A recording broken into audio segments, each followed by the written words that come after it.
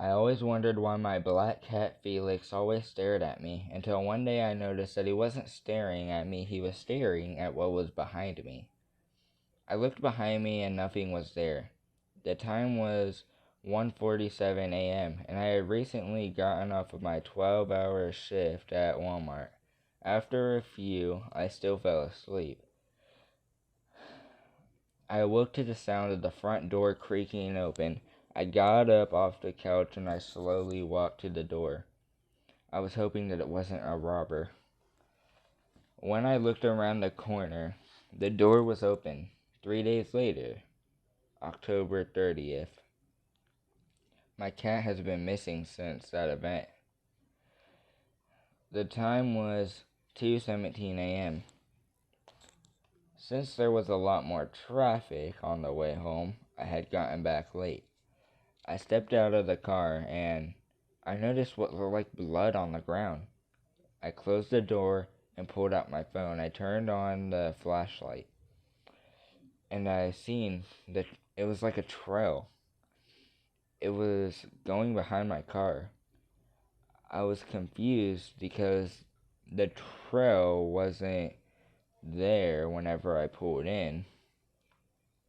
I looked around, no one was in sight. I decided to follow the trail. It ended up bringing me to the abandoned building across from my house. The front door was missing. The trail led to my cat, Felix, I called nervously, but it just sat there staring at me.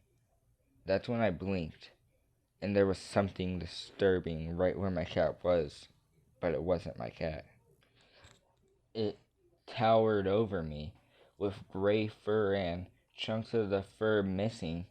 It stood on two legs, and the arms dragged down on the floor. I couldn't even see its face. It sprinted at me. I turned and ran, face first, into a door. Dum, dum, dum. October 31st, the neighbor's perspective.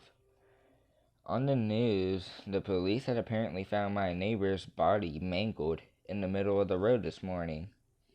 The time was 8:15 p.m. Kids were now starting to trick or treat. The doorbell rang, and when I opened it, I was shocked to see that it was my neighbor. All he said to me was, "Do you want the trick, or do you want to be the treat?"